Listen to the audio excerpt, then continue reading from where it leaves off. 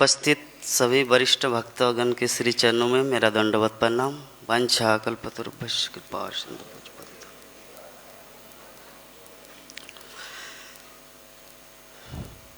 तो आज हम लोग श्रीमद् भागवतम प्रथम सप्तम स्कंद दसम अध्याय श्लोक संख्या 50 इस श्लोक के ऊपर डिस्कस करेंगे।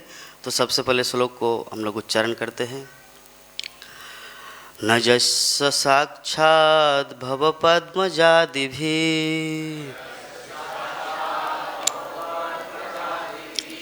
रूपं धिया वस्तुतयोपवर्णितम्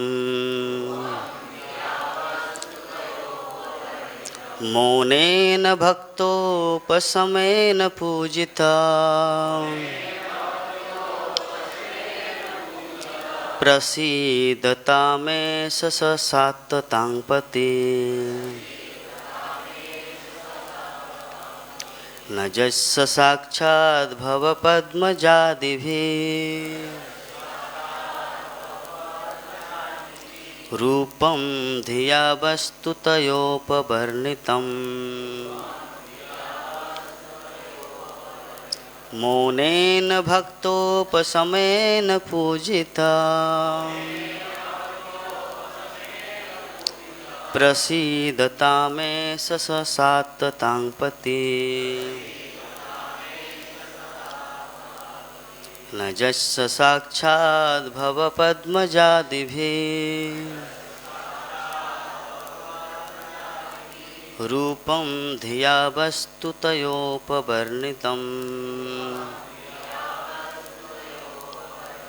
मौनेन भक्तोपशमेन पूजिता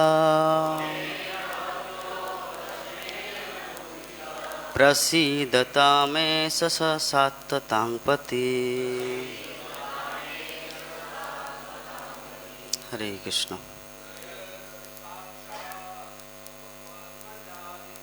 न यस्य साक्षात्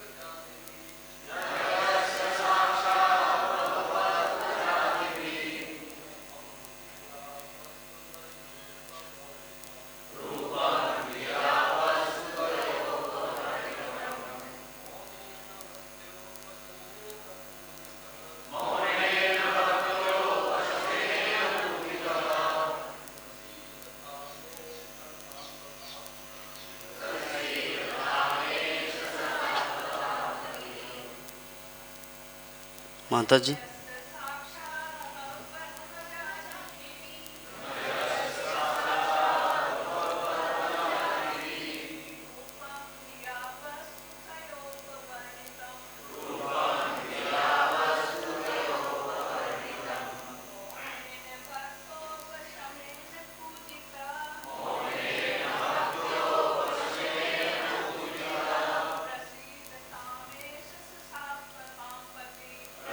दत्ता मे ससात्वतां पति।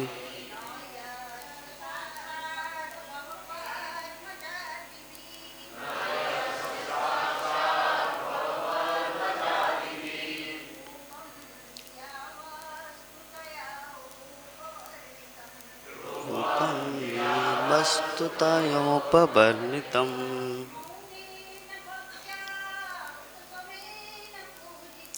मौनेन भक्तापसमेन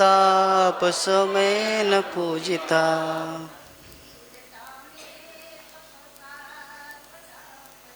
प्रसीदतामेष शात्मार्ततां पति।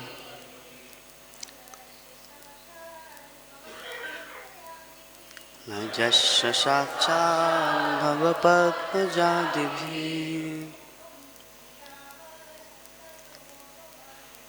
रूपं धियावस्तयोपर्वर्णितं मौनेन भक्तोपशमेन पूजिता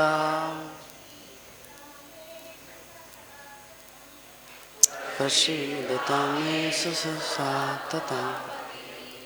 हरे कृष्ण। शब्दार्थ।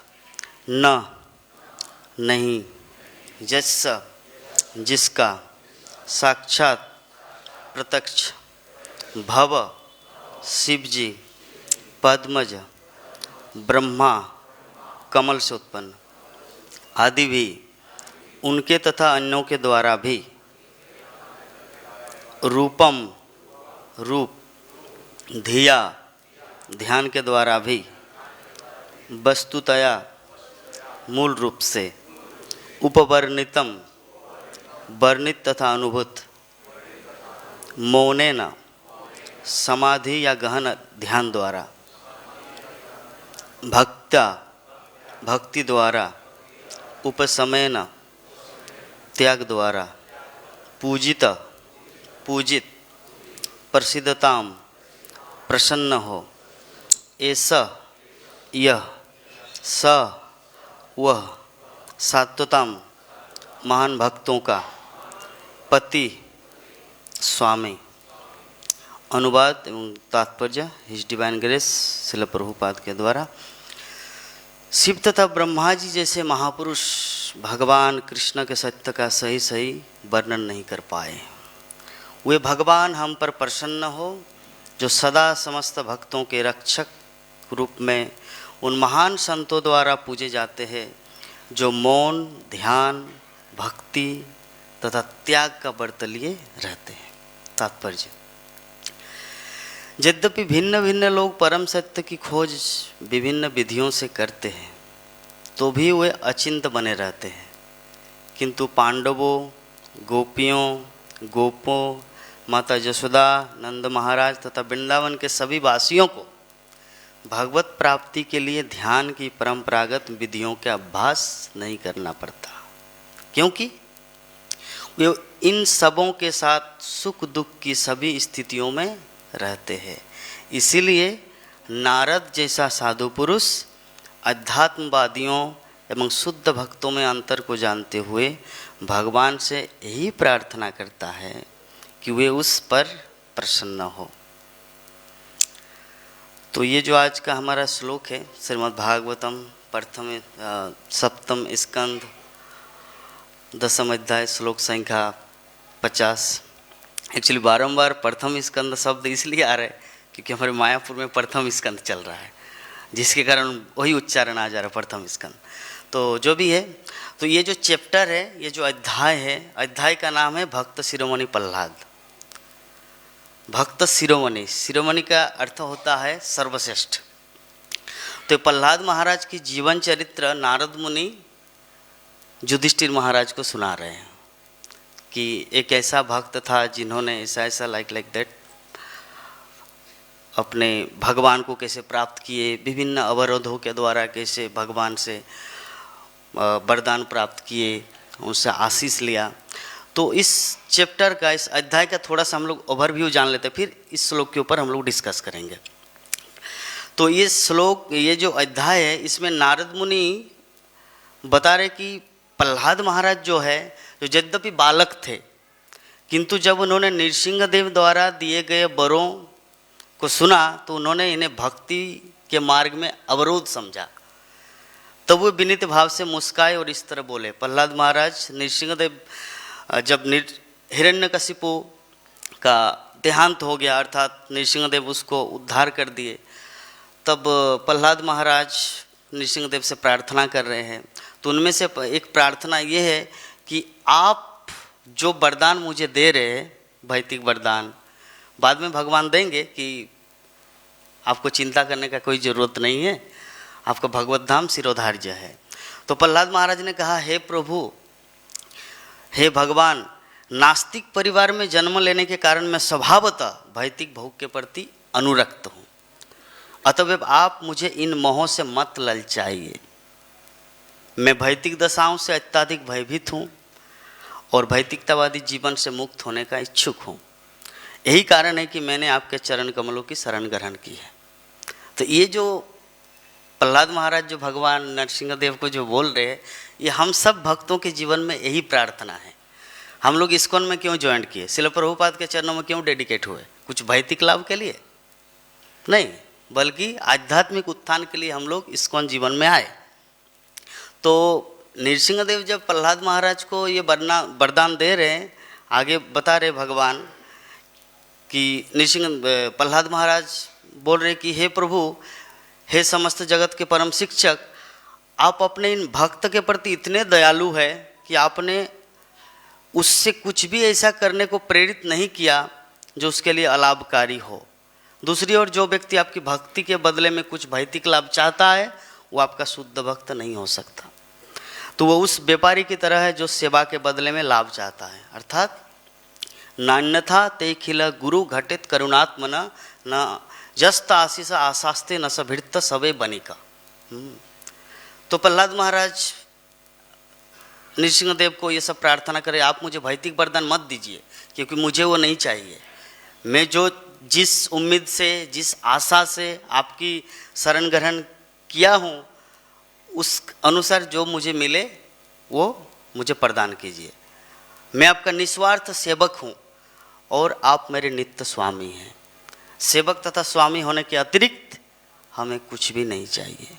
आप प्राकृतिक रूप से मेरे स्वामी हैं और मैं आपका सेवक हूँ। हम दोनों में कोई अन्य संबंध नहीं है। तो प्रहलाद महाराज इस प्रकार अपनी स्तुतियों में बोल रहे। एक्चुअली स्तुति को हम लोग को समझना है। हम लोग जानते हैं श्रीमद् भागवत में बहुत सारी स्तुति हैं, गोपी गीत है, प्रहलाद स्तुति है, ध्रुव स्तुति है, गजेंद्र स्तुति है। स्तुति को सिर्फ कंठस्थ करना नहीं है, स्तुति को समझना है और अपने जीवन में अप्लाई करना है ना। स्तुति ऐसा नहीं कि चलिए गोपी गीत इस सुर में होता है, गजेंद्र स्तुति इस सुर में होता है, ये चीज़ उतना हम लोग को मायने नहीं रखना है। हम लोग को खुद अपने जीवन में वो अंडरस्टैंडिंग करना है कि उसका मतलब क्या है ना। हम लोग को डीपली कनेक्टेड होना है भक्ति तत्व के बारे में। तो जो भी है, तो प्रहलाद महाराज क्या बोलना चाह रहे हैं? प्रहलाद महाराज बोल रहे कि प्राकृतिक रूप से, नेचुरली, स्वभावतः हम क्या है? आपके सेवक है। और आप कौन है? You are my supreme spiritual master और गॉड। मतलब आप मेरे भगवान है, मेरे गुरु है, मेरे माता पिता, सब कुछ प्राकृतिक, मतलब नेचुरल। तो प्रहलाद महाराज जो अपनी स्तुतियों में ऐसा बोल रहे, तो ये स्तुति हम सब के लिए है। ऐसा नहीं कि सिर्फ ओनली प्रहलाद महाराज के लिए भगवान का, हमारा भी वही भाव है कि आप मेरे स्वामी हैं, मैं आपका नित्य सेवक हूँ। हाँ, चैतन्य चरितमृत में कहा गया है, जीवेर स्वरूप है नित्य कृष्णदास, कृष्ण नित्य दास। तो इससे परे कोई हमारा दूसरा संबंध नहीं है। पहले श्लोक में क्या बता रहे कि अगर कोई आपकी भक्ति के बदले कुछ मेटेरियल प्रॉफिट चाहता है तो वो क्या है? बनिया है ना, वो तो एक व्यवसायी हो गया। तो हम लोग भक्ति करने के बदले तो कोई हमारा भौतिक लाभ नहीं चाहिए। हाँ, अगर भगवान कुछ पुरस्कार रूप से देंगे वो अलग मैटर है, जैसे ध्रुव महाराज को दिया था न चाहते हुए भी। हाँ, ध्रुव महाराज बोले अरे हम कहाँ फंस गए, मैं चाह रहा था कांच का टुकड़ा मिल गया, हीरा, मुझे नहीं चाहिए कांच। हाँ, तो बोले नहीं अभी तो आपको तो लेना ही पड़ेगा। क्यों? क्योंकि भविष्य में जो मेरे भक्त बनेंगे, हाँ, वो ऐसा फील करेंगे, अरे भगवान की भक्ति करने के लिए गए थे राजगद्दी के ऊपर, राजगद्दी में बैठने के लिए, ब्रह्मा से भी ऊपर, और भगवान ने उसको माइंड को ब्रेन वॉश कर दिया, कन्वर्ट कर दिया। तो इसीलिए मैं वो बदनाम, वो दाग में लेना नहीं चाहता। इसलिए आपको 36,000 वर्ष तक राज्य करना ही पड़ेगा। तो इस कारण से प्रहलाद, मतलब ध्रुव महाराज को इसे राज्य दिया था। और अंत में ध्रुव महाराज चले गए। और ये जो ध्रुवलोक है वो भी एक भगवत धाम ही है, लेकिन वो भौतिक ब्रह्मांड के अंतर्गत आता है, नॉट स्पिरिचुअल वर्ल्ड। तो जो भी है आगे बता रहे प्रहलाद महाराज कि यदि दास्यसी में कामन वरांस्तंग वरदर्शभ कामानाम हृदय संग्रोहम भवतस्तु ब्रिने बरम। प्रहलाद महाराज क्या बोलना चाह रहे, अगर आप कुछ देना चाहते हैं, हाँ मन वांछित वर अगर देना ही चाहते हैं मेरे प्रभु, तो मेरी आपसे यही प्रार्थना है कि मेरे हृदय में किसी प्रकार की भौतिक इच्छाएं न हो। इस संबंध में श्रील प्रभुपाद तात्पर्य में लिखे हैं, ध्रुव महाराज के जो प्रसंग है, तो इस संबंध में प्रभुपाद बोले कि कभी भी ऐसा भूल नहीं करना जैसा भूल ध्रुव महाराज ने किया। कौन सा भूल किया कि भौतिक वरदान, भौतिक प्रॉफिट हम लोग को भगवान से कामना नहीं करना चाहिए, नहीं तो वही गति होगा जो ध्रुव महाराज को पछतावा हुआ था, क्योंकि वो तो फंस गया ना। जो व्यक्ति इस भौतिक जगत को अच्छी तरह समझ लेता है कि भक्ति सिद्धांत सरस्वती ठाकुर क्या बोले, इस जगत को बाथरूम के साथ तुलना किया गया। यहाँ पे कितना भी साफ किया जाए ये कभी अच्छा नहीं होगा। हाँ, तो ये जगत है मेटेरियल वर्ल्ड, मर्तलोक, यहाँ पर कभी भी शाश्वत जीवन प्राप्त नहीं किया जा सकता। तो जब ये अंडरस्टैंडिंग, ये समझ हमारे अंदर आएगा, तब तो हम लोग यहाँ पर रहने की इच्छा ही नहीं होगा। तो ध्रुव महाराज को कब ये अंडरस्टैंडिंग हुआ, जब शंख उसके मस्तक पर भगवान विष्णु ने स्पर्श कराए। उससे पहले तो चाट रहे थे, जैसे बकरी या कोई बच्चा जब जन्म लेता है पशु का, तो अपनी माँ क्या करते, बच्चों को चाटता है। तो ध्रुव महाराज भी ऐसे जब भगवान को देखा तो वो भी चाटने लगा, उसको पता नहीं क्या करना चाहिए, इतना सुंदर व्यक्ति तो मैं कभी देखा नहीं था। तो भगवान सोचे अरे इसको तो ज्ञान नहीं है, तो जैसे ही शंख स्पर्श कराए तो उसका ज्ञान हुआ और फिर स्तुति प्रारंभ की। तो उसी प्रकार हम लोग अभी उसी स्तर में हैं, हम लोग को पता नहीं कि भगवान से क्या मांगना है ना। तो जब हम लोग को वो समझ आएगा तब अरे भाई हमने क्या गलती किया था पहले। इसीलिए श्रील प्रभुपाद बोलते हैं ध्रुव महाराज के द्वितीय स्कंद में ये प्रसंग में कि कभी भी भक्तों को भौतिक भोग की कामना नहीं करना चाहिए, क्योंकि अभी वो मांग रहा है मूर्खता बस, लेकिन बाद में उसको पछतावा होगा। ठीक है, तो इसीलिए प्रहलाद महाराज ये जो 7 नंबर श्लोक, ये 10वें अध्याय का 7 नंबर श्लोक में बता रहे हैं कि यदि दास्यसी में कामान वरांस्तंग वरदर्शभ कामानाम हृदय संग्रहम भवतस्तु ब्रिने वर्णम। अगर आप कुछ देना ही चाहते तो ये दीजिए ताकि मेरे हृदय में किसी भी तरह का भौतिक वांछा ना हो, क्योंकि भौतिक वांछा जो है यही हम लोगों को इस जड़ जगत अर्थात भौतिक जगत में बांध के रखेंगे। इस तत्व को हम लोग को समझना है। तो भगवान प्रहलाद महाराज जो इतना कुछ जो बताए, तो इसका मतलब प्रहलाद महाराज के अंदर वो दिव्य ज्ञान, वो सब कुछ समझ में आ गया, जिसके कारण तो इस प्रकार प्रार्थना कर रहे हैं ना। तो इस प्रकार अगर हम लोग कृष्ण बलराम से, राधा श्याम सुंदर से प्रार्थना करेंगे, दैट मीन्स हम लोग शुद्ध भक्ति के लेवल में आ गए हैं। और अगर इस तरह प्रार्थना नहीं हो रहा है, अभी भी हम लोग कनिष्ठ अधिकारी है। यद्यपि शुद्ध भक्त कभी भी अपने आप को शुद्ध भक्त के स्तर में नहीं मानता, लेकिन फिर भी हम लोगों को ये हृदय में ये फील करना है कि हम लोग अभी किस स्तर में हैं, कि अगर हमारी प्रार्थना भगवान से ये प्रार्थना है कि मुझे भौतिक भोग नहीं चाहिए, उसका मतलब हम लोग शुद्ध भक्ति के स्तर में लेवल में आ चुके हैं। और अगर ये नहीं 7 तला है 10 तला हो जाए, घर का बात है, 30 करोड़ है 50 करोड़ हो जाए, जो ऐसा अगर फीलिंग है, नहीं प्रभु मुझे तो 30 करोड़ है ना, 50 करोड़ दे दीजिए, तो मैं कृष्ण का ही सेवा करूंगा, आपके भक्तों का वानप्रस्थ आश्रम खोल दूंगा। हमारे इस्कॉन में तो ब्रह्मचारी आश्रम तो है ही, सन्यासियों का आश्रम है ही, अगर 50 करोड़ देंगे तो वानप्रस्थ आश्रम खोल देंगे। क्योंकि बहुत सारे गृहस्थ भक्त चाहते हैं कि तुरंत तो मुझे सन्यास मिलेगा नहीं, तो कम से कम वानप्रस्थ एक स्टेज अगर होता तो आप मुझे 50 करोड़ दीजिए। तो ये भी वांछा नहीं करना है, क्योंकि भगवान जानते कि इसके द्वारा क्या प्लान करना है। ठीक है, इसलिए हम लोग को भौतिक भोग किसी भी तरह का वांछा नहीं करना चाहिए।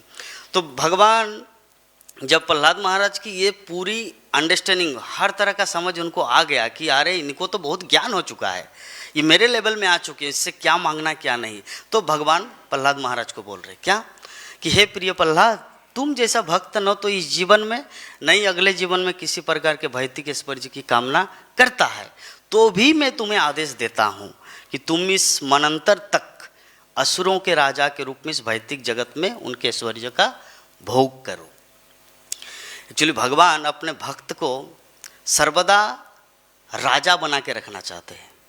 यद्यपि हम लोग को कभी कभी ऐसा दिखने को मिलता है, या जो भक्ति जीवन में नए नए आते हैं उनको ऐसा फील होता है, अरे कृष्ण भक्ति करके लाभ क्या है, शिव पूजा करने से अभी मैं 10-15 करोड़ का मालिक हो जाता, ये कृष्ण भक्ति आके भिखारी बन गया। कोई कोई ऐसा फील करता है और ऐसा होता है।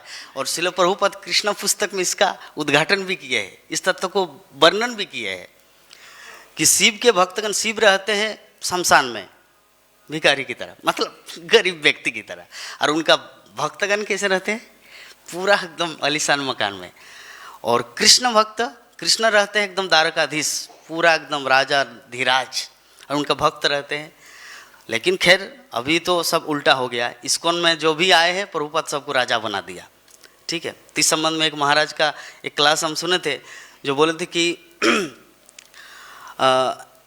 पहले के ज़माने में क्या होता था, जो कृष्ण भक्ति ग्रहण करते थे वो कोई कोई गरीब भी बन जाते थे, बाद में धनी होता था। जैसे सुदामा का है, महाराज युधिष्ठिर का है, जो बाद में हस्तिनापुर, लाइक दैट। किंतु इस्कॉन में जो रोडपति था वो भी करोड़पति हो गया कृष्ण की कृपा से, है ना।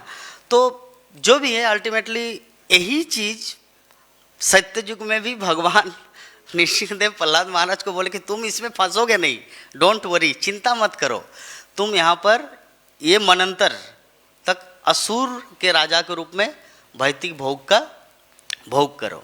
भले ही तुम इस भौतिक जगत में ही क्यों न रहो, लेकिन तुम्हें मेरे निरंतर मेरे उपदेशों तथा वचनों को सुनना चाहिए और मेरे ही विचार में लीन रहना चाहिए, क्योंकि मैं हर एक के हृदय में परमात्मा रूप में निवास करता हूँ। अतः तुम सकाम कर्मों का परित्याग करके मेरी पूजा करो।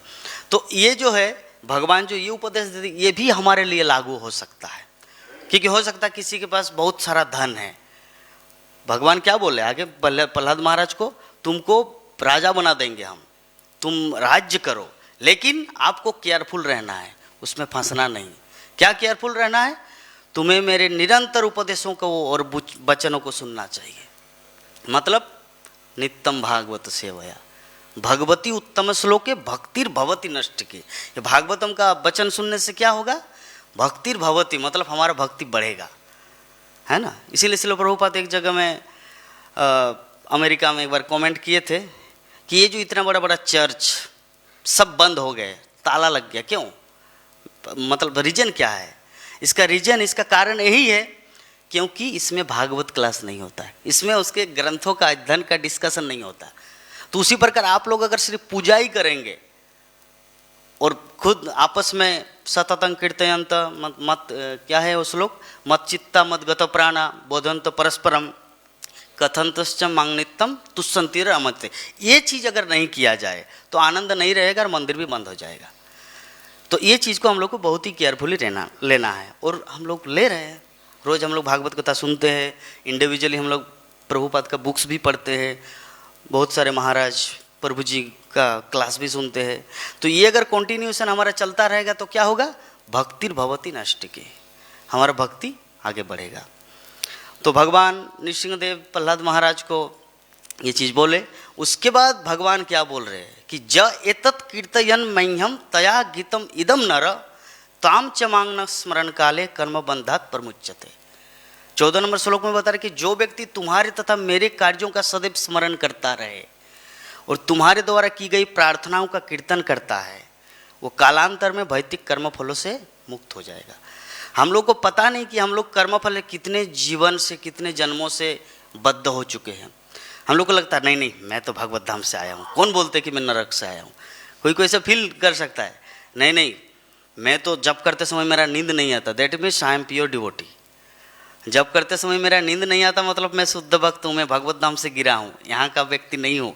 84 लाख के बाद मनुष्य में नहीं आया, मैं तो डायरेक्ट भगवान से आया, मतलब भगवान के धाम से आया। कोई कोई ऐसा फील कर सकता है ना। लेकिन हम लोग को ये सब के बारे में चिंता नहीं करना है कि हम लोग भगवत धाम से आए हैं या नरक लोक से आए हैं। हम लोग जहाँ भी है अल्टीमेटली अभी हम कहाँ हैं, we are now in material world. हम अभी भौतिक जगत में हैं। तो हम चाहे भगवान का पार्षद हो या नीचे के पाताल लोक का कोई वासी हो, लेकिन अभी हम कहाँ हैं, हम अभी है इस भौतिक जगत में। तो इसका अर्थ क्या है, मैं पतित हूँ। पतित मतलब गिर जाना। हमारा रियल एग्जिस्टेंस क्या है, जीवेर स्वरूप होय कृष्ण नित्यदास, मतलब भगवत धाम में रहना हमारा वास्तविक स्वरूप है, भगवत धाम में भगवान के साथ रहना। लेकिन हम लोग यहाँ पर आके अभी गिर चुके हैं। उसका मतलब क्या है? पतित। हम सब पतित हो चुके, फॉल डाउन हो चुके हैं। तो पतित जब हो चुके हैं, हम अपने आप को फील कर सकते हैं कि मैं तो पार्षद था भगवान का, फिर ऐसे ऐसे किसी कारण से गिर गया। अरे जो भी हो, आप नीचे से ऊपर उठ रहे या ऊपर से नीचे आए, लेकिन अब हमारी स्थिति है, हम लोग भौतिक जगत में है। तो अभी हमको क्या करना है? तो भगवान ने इस प्रकार बता रहे कि जो य एतत् कीर्तयन मह्यम, जो मेरे इस कथा का मतलब जो व्यक्ति तुम्हारे और मेरे मतलब प्रहलाद चरित्र और भगवान नृसिंहदेव की लीला, प्रहलाद स्तुति जो पाठ करता है, जो इसको सुनता है, तो कालांतर में भौतिक कर्मफलों से मुक्त हो जाएगा। ये भगवान का वचन है ना। और भगवान का वचन क्या है? पत्थर की लकीर, वो कभी बदल सकता है? नहीं। महाप्रभु ने क्या कहा था? पृथ्वी ते आछे जो तो नगरादि ग्राम, सर्वत्र प्रचार होइबे मोर नाम। तो श्रील प्रभुपाद के बाकी जो कुछ जो गुरु भाई थे, क्या वो लोग को ये पूरा विश्वास था? नहीं। उन लोगों के मन में ये था, अरे शायद ये वेदों की कोई अलंकारमयी भाषा हो, ये हो सकता है। भारतीय लोग ग्रहण नहीं करे भक्ति को, foreigner, how is it possible, बोले थे। तो प्रभुपाद ने क्या उत्तर दिया था उनको? आएगा, एक दिन आएगा और वो करेगा जो श्रील भक्ति सिद्धांत सरस्वती ठाकुर के चरणों में एकमात्र शिष्य जो पूर्णतः डेडिकेट किए हैं, वो एक दिन ये करके दिखाएगा। ये प्रभुपाद बोले थे। हाँ, इसको इस्टेब्लिश करने से 40 वर्ष पूर्व वो बोला था, और वही हुआ ना। अभी हम लोग देख रहे हैं अपनी आंखों से। जो लोग भविष्यवाणी कर किए थे, हमारे आचार्य भक्ति विनोद ठाकुर, श्रील भक्ति सिद्धांत सरस्वती ठाकुर, लोचन दास ठाकुर, है ना, जो भविष्यवाणी किए थे, अभी हम लोग उसको वीडियो के रूप में देख रहे हैं, है ना। वो लोग ऑडियो मतलब बोल दिए थे, उस समय विश्वास नहीं था। विश्वास था, प्रभुपाद को विश्वास था, वो ऑडियो में ही विश्वास कर लिए थे। 3 प्रकार के व्यक्ति होते हैं ज्ञानी। एक होता है सुन के ज्ञान प्राप्त करता है, दूसरा देख के प्राप्त करता है, और तीसरा ठोकर खा के। तो श्रील प्रभुपाद पहला नंबर का था, है ना। श्रवण करके ही उसको समझ में आया कि महाप्रभु जो बोले हैं, पृथ्वी ते आछे जो तो नगरादि ग्राम, सर्वत्र प्रचार होइबे मोर नाम, ऑल ओवर दी वर्ल्ड, मतलब पूरे विश्व में हरिनाम या भगवत वाणी का प्रचार प्रसार होगा। तो श्रील प्रभुपाद को विश्वास था और वो करके दिखाया। लेकिन सबको विश्वास नहीं होता है। क्यों? क्योंकि सबको ऑडियो पसंद नहीं, वीडियो पसंद है ना। तो जो भी है, तो भगवान नृसिंहदेव ये तथ्य को बोले थे प्रहलाद महाराज को, जो भी हमारी और आपकी ये जो कॉन्वर्सेशन, ये जो वार्तालाप अगर जो सुनेगा, वो कर्म फलों से मुक्त होगा। तो हम लोग कर्म फल में बंधे हैं। कोई भी नहीं कह सकता कि हम मुक्त है। प्रभु जी आप क्या जानते हैं मेरे बारे में, मैं कितना जप करता हूँ, है ना। कोई फील कर सकता है, लेकिन जो भी है अपने आप में तो कोई भी फील कर सकता कि I am a president of India, है ना, हम देश का राष्ट्रपति है। तो बोलने से थोड़ी होगा या सोचने से थोड़ी होगा, पूरा विश्व आपको रिकमेंड करेगा तब, हाँ यू आर ए प्रेसिडेंट, आप प्रधानमंत्री, आप राष्ट्रपति है। तो उसी प्रकार जब तक वैष्णव समाज हमको उस भाव से रिकॉग्नाइज नहीं करेंगे, रिकमेंड नहीं करेंगे, तब तक हम लोग को ये फील नहीं करना है कि हम शुद्ध भक्त है। लेकिन अगर सब समय ये भी चिंता किया जाए कि नहीं मैं तो पतित हूँ, मैं अधम हूँ, ऐसा भी नहीं सोचना, क्योंकि ऐसा अगर ज़्यादा फील करेंगे तो प्रचार नहीं कर सकता, है ना। इसीलिए हम लोग को मिडिल में रहना है। प्रभुपाद बोले मध्यम अधिकारी रहना है, क्योंकि ज़्यादा उत्तम रहेंगे तो भी आपको प्रॉब्लम है, क्योंकि आप प्रचार नहीं कर सकते। क्योंकि उत्तम अधिकारी का भाव क्या रहता है? अरे सारे संसार के लोग भक्त हैं, हम तो रह गए, हम तो अभी तक भक्त नहीं बन पाए। गौरकिशोर दास बाबा जी महाराज, है ना, वो तो शुद्ध भक्त था। शुद्ध भक्त से भी अगर दूसरा कुछ संज्ञा दिया जाए तो वो था, है ना। प्रभुपाद, श्रील प्रभुपाद सारे विश्व को कृष्ण भक्ति दिया, और उनके गुरुदेव कौन है? श्रील भक्ति सिद्धांत सरस्वती ठाकुर, और उनके गुरुदेव थे गौरकिशोर दास बाबा जी महाराज। तो उन्होंने क्या कहा था कि मैं तो सारा जीवन महाप्रभु का भक्त नहीं बन पाया, इसीलिए जब मेरा मृत्यु होगा ना, मतलब जब मैं इस शरीर को छोड़ूंगा, तो मेरा मतलब मेरे पैर को रस्सी से बांध के नवद्वीप के गली गली में, तो व्हाट मतलब इसका भाव जरा सोचिए। तो जो शुद्ध भक्त होता है वो क्या सोचते हैं अपने आप को? फॉलन सोल, हम एक पति थे। कृष्णदास कविराज गोस्वामी, है ना, चैतन्य चरितामृत में, कि मैं तो मल का कीड़ा हूँ। तो क्या सच में है? नहीं। भक्ति विनोद ठाकुर, क्या बोले, एक जो सॉन्ग है कि मैं तो सबसे पतित हूँ, है ना, याद नहीं आ रहा अभी। तो जो भी है अल्टीमेटली, तो हम लोग कर्म फल से मुक्त हो जाएंगे जब प्रहलाद महाराज और नृसिंह देव का यह चरित्र कथा सुनेंगे। कौन बोले? 14 नंबर श्लोक में इसी अध्याय का। तो भगवान ने और बताया, अभी ये सब घटना जो हुआ, नृसिंह देव प्रकट हुए, हिरण्यकशिपु प्रहलाद महाराज को इतना कष्ट दिया, तो इसके पीछे कारण क्या है? ब्रह्मा जी का वर। अगर वर नहीं देते हिरण्यकशिपु को, तो क्या इतना कुछ उत्पीड़न होता संसार में, तहलका मचता? नहीं। इसीलिए भगवान बोल रहे कि हे ब्रह्मा, जिस प्रकार सांप को दूध पिलाना घातक होता है, उसी तरह असुरों को वर प्रदान करना भी घातक होता है। तो क्योंकि वो प्रकृति से क्रूर तथा ईर्ष्यालु होते हैं, मैं तुम्हें सचेत करता हूँ, वार्न यू, मैं आपको वार्निंग देता हूँ कि तुम फिर से किसी भी ऐसे असुर को ऐसा वर मत प्रदान करना। भगवान ब्रह्मा जी को बताए। तो युधिष्ठिर महाराज को नारद मुनि ये सब बोल रहे कि ब्रह्मा को उपदेश देते समय सामान्य व्यक्ति को न दिखने वाले भगवान इस तरह बोले। तब ब्रह्मा द्वारा पूजित होकर भगवान उस स्थान से अदृश्य हो गए। तो धर्म के जिन सिद्धांतों से भगवान को वास्तव में समझा जाता है, वो भागवत धर्म कहलाता है। तो अतएव इस कथा में इन सिद्धांतों का समावेश होने से वास्तविक अध्यात्म या भली भांति वर्णन हुआ है। नारद मुनि किसको बोल रहे हैं? युधिष्ठिर महाराज को। क्या बोल रहे हैं? कि प्रहलाद महाराज का ये जो लीला है, नृसिंह देव, हिरण्यकशिपु, ये जो पूरा विवरण, डिस्क्रिप्शन, ये क्या है? धर्म का सिद्धांत, मतलब वास्तविक सनातन धर्म का उल्लेख यहाँ पर हुआ है। हाँ, तो इसे कहते भागवत धर्म। तो हे महाराज युधिष्ठिर, तुम सभी पांडव अत्यंत भाग्यशाली हो। क्यों? क्योंकि भगवान कृष्ण तुम्हारे महल में सामान्य मनुष्यों की भांति निवास करते हैं। बड़े बड़े साधु पुरुष इसे भली भांति जानते हैं, इसीलिए वो निरंतर इस घर में आते रहते हैं। पांडवों के घर में क्यों इतने महामुनि, दुर्वासा या और भी बहुत सारे भक्तगण विभिन्न रूप धारण करके विभिन्न रूप आते हैं? क्यों? क्योंकि भगवान कृष्ण इसके घर में निवास करते हैं। भगवान कृष्ण कौन है? परम पुरुषोत्तम भगवान। तो जिसके कारण बड़े बड़े ऋषि मुनि जिसकी खोज करते हैं, अद्वैतम अच्युतम अनादि अनंत रूपम अद्यम पुराण पुरुषम नवजौवनम च वेदेषु दुर्लभम अदुर्लभम आत्मभक्तो गोविंदम आदि पुरुषम तमाम भेजामि। वेदेषु दुर्लभम, वेद पढ़ के, शास्त्र पढ़ के भी भगवान को जाना नहीं जा सकता। भगवान को कैसे जाना जा सकता है? अदुर्लभम आत्मभक्तो। आत्मभक्त का अर्थ क्या है? आत्मभक्त का अर्थ होता स्वरूप सिद्ध। भगवद गीता में 4th अध्याय के 34 नंबर श्लोक में है, तद विद्धि परिपातेन परिप्रश्नेन सेवया उपदेक्षित ते ज्ञानम ज्ञानेन तत्वदर्शिना। वो जो तत्वदर्शिना जो है वो यहाँ पर है आत्मभक्तो। ब्रह्म संहिता में जिसको आत्मभक्तो कहा जाता है, भगवद गीता में वो तत्वदर्शी, क्योंकि तत्वदर्शी भगवान को देखा है।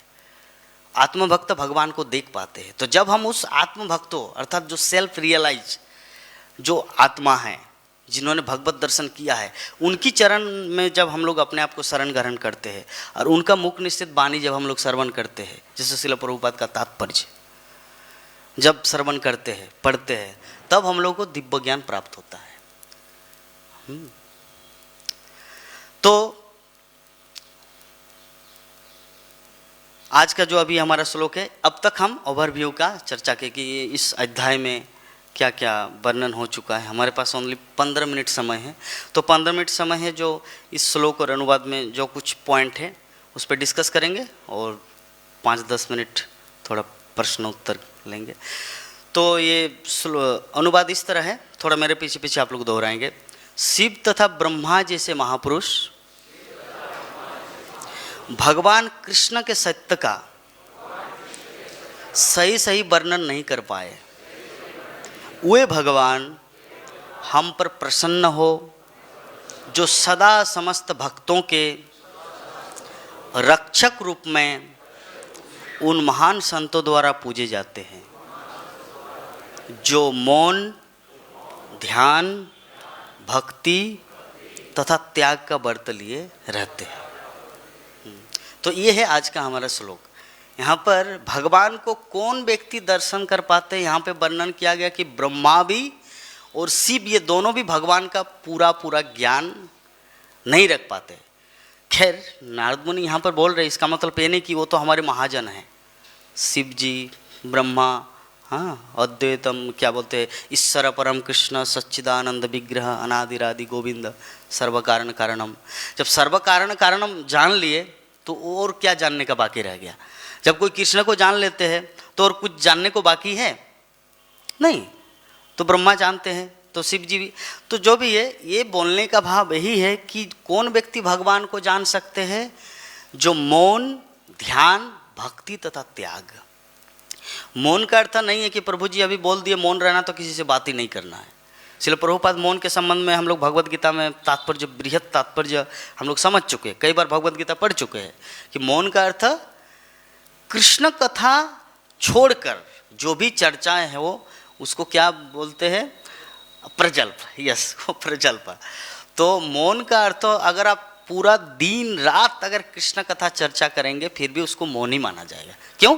मौन का मतलब प्रजल्प से रहित, दैट इज कॉल्ड मौन। अगर कृष्ण कथा है तो वो मौन है। अगर कृष्ण कथा छोड़कर हम लोग जो भी डिस्कशन करते हैं ना वो प्रजल्प है। तो हम लोग को प्रजल्प नहीं करना है, प्रजल्प छोड़ के जो भी काम है उसको करना है, अर्थात कृष्ण कथा वर्णन करना है तो मौन माना जाए, क्योंकि नारद मुनि यहाँ पर बता रहे हैं मौन। दूसरा ध्यान, ध्यान के माध्यम से भगवान को जाना जा सकता है। ध्यान का मतलब क्या है? प्रभु जी आप क्या बोल रहे हैं, इसे ध्यान से थोड़ी होगा। महाप्रभु तो हरे कृष्ण महामंत्र दी, आप तो हम लोग को योगा करने के लिए भेज रहे हैं। ध्यान का मतलब योगा नहीं है, योग नहीं है। ध्यान का मतलब होता है, भगवान अर्जुन को क्या बताए श्लोक में, मामनुस्मर युद्ध च, दैट इज कॉल्ड ध्यान। कि आप युद्ध भी करो और मेरा ध्यान भी करो, मेरा चिंता भी करो, घर का भी काम करो। अगर ब्रह्मचारी है तो जो सेवा है वो कीजिए, गृहस्थ है तो आपका जो फाइनेंस, परिवार को टेक केयर करने के लिए जो जो किसी का जॉब है, किसी का बिजनेस है, उसको कीजिए। साथ साथ में मामनुस्मर युद्ध च, मतलब मेरा स्मरण करते हुए, इसको कहा जाता ध्यान। ध्यान का मतलब नहीं कि एक काम छोड़ दिया, मतलब भक्ति छोड़ दिया तो सिर्फ काम में लगे, जब बूढ़ा हो जाएंगे तब भक्ति करेंगे, या पूरा भक्ति कर रहे लेकिन पैसा कमाना छोड़ दिए। नहीं, बैलेंस करना है। इसीलिए भगवान श्री कृष्ण भगवत गीता में बोले हैं मामनुस्मर युद्ध च, युद्ध भी करो और मेरा ध्यान भी करो। ऐसा नहीं कि युद्ध करो और मुझे भूल जाओ, भगवान श्री कृष्ण ये नहीं बोले। और ऐसा नहीं कि सिर्फ मेरा ही ध्यान करो और युद्ध छोड़ दो, आपको दोनों करना है। तो इसको कहते ध्यान। यहाँ पे 4 पॉइंट है ना प्रभु जी, अनुवाद नहीं है? ठीक है, तो 4 पॉइंट है। पहला मौन, मौन के बारे में समझ गए। दूसरा ध्यान, और तीसरा है भक्ति। भक्ति तो हम लोग जानते हैं, भक्ति का विभिन्न रूप है, नवदा भक्ति है। नवदा भक्ति में पहला क्या है? श्रवण। अगर श्रवण हमारा ठीक रहे तो बाकी सब 8वां भक्ति ठीक रहेगा। 8वां जो विधि है ना, श्रवणम, कीर्तनम, स्मरणम, पाद सेवनम, अर्चनम, दास्यम, सख्खम, आत्मनिवेदनम, ये जो 9 है, ये अगर हम लोग श्रवण ठीक करेंगे, हियरिंग, इसलिए प्रभुपाद को हियरिंग चैंपियन कहा जाता है। हर कोई अपने अपने फील्ड में चैंपियन है, कोई क्रिकेटर का चैंपियन है, कोई फुटबॉल का चैंपियन है, कोई बॉलीवुड का चैंपियन है, लेकिन शिल प्रभुपाद हियरिंग चैंपियन है। मतलब वो सुनने, मतलब बहुत श्रवण किए हैं अपने लाइफ में।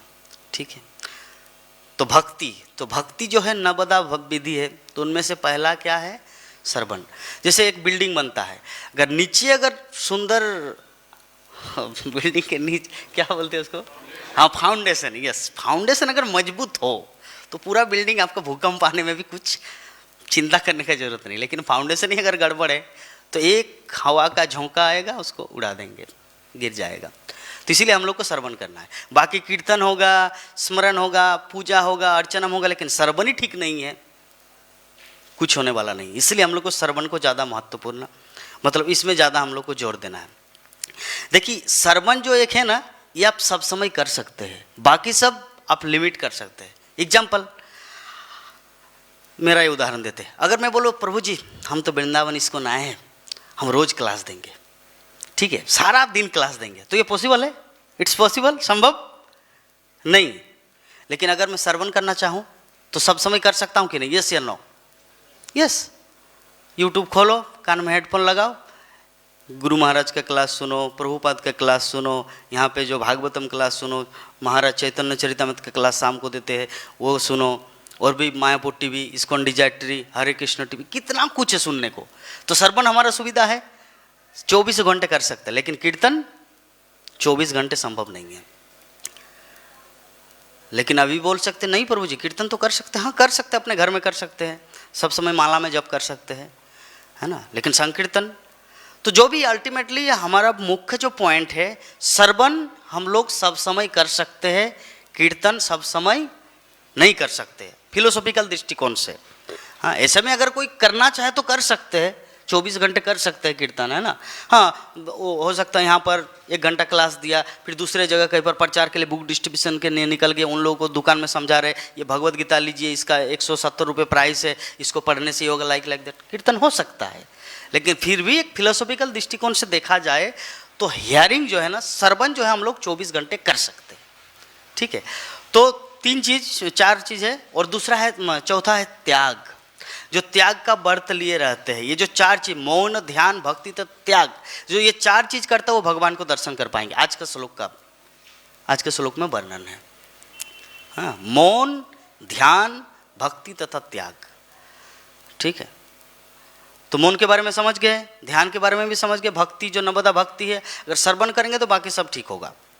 हाँ अगर श्रवण ठीक कीजिए, बाकी का ध्यान नहीं देना है, वो ऑटोमेटिकली हो जाएगा, ठीक है। और त्याग तो हर कोई जानते हैं, क्योंकि त्याग अंदर से होता है। हम लोग जानते हैं ना, रूप गोस्वामी भक्ति रसामृत सिंधु में जो वर्णन किए हैं, 2 तरह का वैराग्य होता है, एक है फल्गु और दूसरा है युक्त। तो हमारे इस्कॉन क्या सिखाता है, श्रील प्रभुपाद का टीचिंग क्या है, युक्त वैराग्य। सब कुछ को कृष्ण सेवा में लगाओ, laptop, microphone, camera, media, everything. मेरे गुरु महाराज श्रीमद् भक्तिचार्य स्वामी गुरु महाराज एक जगह एक प्रवचन में बोले थे कि जब भक्ति सिद्धांत सरस्वती ठाकुर आए, मतलब उससे पहले महाप्रभु आए, तो उन्होंने संकीर्तन कैसे प्रचार किया, मृदंग, करताल, हारमोनियम, इससे संकीर्तन प्रचार किए। जब भक्ति सिद्धांत सरस्वती ठाकुर आए तो उन्होंने क्या किया, मृदंगों को क्या रूप दान दिया, बृहत मृदंग। और श्रील प्रभुपाद आए तो क्या किया, उन्होंने उससे भी बृहत से बृहत, अर्थात मीडिया, आपका न्यूज, कैसेट, वीसीपी, ऑडियो, सब कुछ, रेडियो, टेलीविज़न, सब कुछ कृष्ण सेवा में लगाए। और अभी वर्तमान में ISKCON Vrindavan TV, Mayapur TV, Hare Krishna TV, है ना, इसके माध्यम से वो संकीर्तन जो महाप्रभु जो 500 वर्ष पूर्व जो स्टार्ट किए थे, अभी वो संकीर्तन कितना बृहत रूप धारण किए है ना। तो जो भी है, तो हम लोग त्याग का मतलब भी समझ गए। What is the meaning of त्याग? त्याग का मतलब है कुछ भी हो, अगर कृष्ण सेवा में उसको यूज किया जाए तो उसको त्याग कहा जाता है। त्याग का मतलब ऐसा नहीं सब कुछ छोड़ छाड़ देना है और आना है और बाबा जी की तरह घूमना है, नहीं। त्याग का मतलब होता है हमको जो कुछ मिला है उसे कैसे कृष्ण सेवा में लगाएंगे, इसको कहा जाता त्याग। तो यहाँ पर तात्पर्य में भी बहुत कुछ पॉइंट है। जैसे एक सेकंड लाइन में क्या कहा गया है कि भक्ति जो है, पहला लाइन में कि भक्ति, विभिन्न लोग भिन्न तरीके से भक्ति करते हैं। अलग अलग जोगी है, अलग अलग महात्मा है, अलग अलग साधु पुरुष है, अलग अलग विधि से भक्ति करते हैं। इसका एग्जाम्पल क्या है, एक बच्चा वो पढ़ने के लिए गए थे स्कूल, तो एक टीचर के पास गए तो देखा कि 7 + 2 कितना हुआ, 9। और एक टीचर के पास गए कि 5 + 4 है 9, और एक 6 + 3 9। तो पिताजी के पास आके बोले कि भाई मैं स्कूल नहीं जाऊंगा। बोले कि क्यों है, टीचर लोगों का ही माथा गड़बड़ है लोगों का अरे 1 होना चाहिए ना, 9 का मतलब क्या, 6 + 3 9 होना चाहिए। लेकिन कोई बोले कि 5 + 4 भी 9 है ना, कोई बोले कि 7 + 2 भी 9 है। मतलब टीचर लोगों का ही माथा खराब है, उन लोगों का ही माथा गड़बड़ है। तो मैं वहां पे जाके क्या सीखूं? तो लेकिन उद्देश्य क्या है, तीनों का उद्देश्य क्या है, 9। हम लोग को 9 प्राप्त करना है ना। 7 + 2 9 हो या 6 + 3 9 हो या 5 + 4 9 हो, बात तो 9 तो हम लोग को सीखना है। तो उसी प्रकार ये जो भक्ति जो है ना, भगवान को प्राप्त करने की अलग अलग विधि है। कोई रामानुजा संप्रदाय के हो, कोई श्री संप्रदाय के हो, है ना, कोई मध्व गौड़ीय संप्रदाय के हो, लेकिन जो भी अल्टीमेटली जाता तो एक ही जगह, लेकिन फिर भी एक दृष्टिकोण से अगर देखा जाए, अगर गोलोक वृंदावन प्राप्त करना है तो बाकी संप्रदाय में उपलब्ध नहीं, एकमात्र गौड़ीय संप्रदाय में है उपलब्ध, अर्थात वर्तमान में now is going on ISKCON world, ठीक है। दूसरे संप्रदाय में वैकुंठ तक जा सकते हैं, लेकिन मध्य गौड़ीय संप्रदाय जो महाप्रभु सबसे 2-2 करके लिए, बाकी जो संप्रदाय से टोटल 8 है ना, तब हुआ मध्य गौड़ीय संप्रदाय। तो अगर इसमें कोई अगर भक्ति करते हैं, इसमें अगर कोई शरणागत होते हैं, दीक्षा प्राप्त करते हैं, तो उसको गोलोक वृंदावन प्राप्त होगा। तो अभी चूज करना है हम लोग को, क्या करना है, वैकुंठ जाना है या गोलोक वृंदावन जाना है ना, गोलोक वृंदावन जाना है। तो इसमें जो पॉइंट है कि जो गोपी, पांडव, गोप, माता जसोदा, नंद महाराज तथा वृंदावन के सभी वासी भगवत प्राप्ति के लिए ध्यान की परंपरागत विधियों का अभ्यास नहीं करता। ये लोग ध्यान, परंपरागत विधि मतलब 2 प्रकार के भक्ति होता है, एक है रागानुगा, दूसरा रागात्मिका। तो गोपियों का भाव क्या है, रागात्मिका, मतलब स्पॉन्टेनियसली अंदर से ही आता है उन लोगों का कृष्ण के प्रति प्रेम, और हम लोगों को जगाना पड़ता है, मंगल आरती आना नहीं चाहता, जबरदस्ती आना पड़ता है ना। तो इसे है रागानुगा, मतलब हम लोग को बाय फोर्स करना पड़ता है, रागानुगा। तो रागानुगा, रागात्मिका, हम लोग कहाँ पर है, रागानुगा में। और ये जब जितने सारे भक्तगण हैं जो दिख रहे हैं, नंद महाराज, वृंदावन के वासी, ये सब रागात्मिका है। तो समय हमारा ओनली 5 मिनट है, अभी और भी बहुत कुछ डिस्कशन हो सकता था, लेकिन कुछ कुछ प्रश्न भक्तों का अगर रहे तो 5 मिनट तक 9 बजे क्लास को विराम देंगे। तो अगर किसी माता जी, प्रभु जी, किसी का अगर कुछ प्रश्न हो तो पूछ सकते हैं। हरे कृष्ण।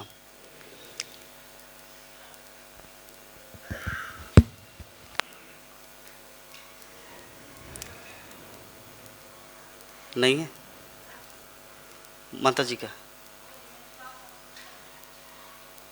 जाइए।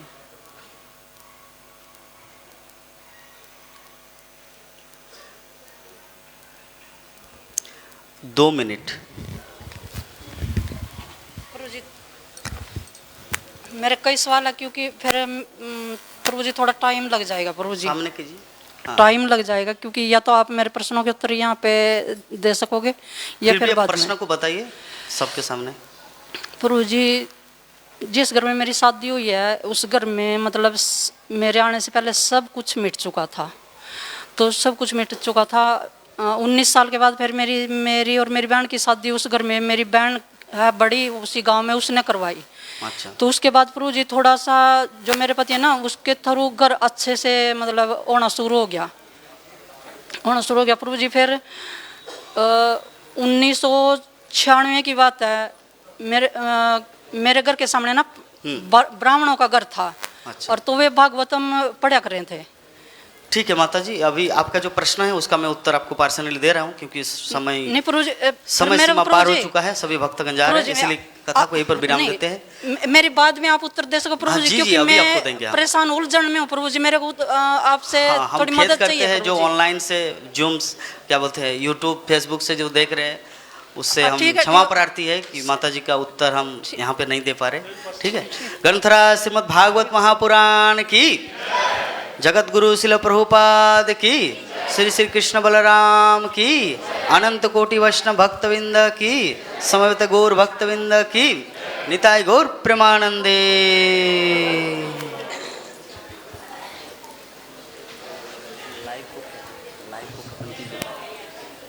प्रभु जी मेरे को है ना आपसे मदद चाहिए प्रभु जी, मेरे को मैं बहुत समस्या में प्रभु जी। 1 मिनट लाइव चल रहा है।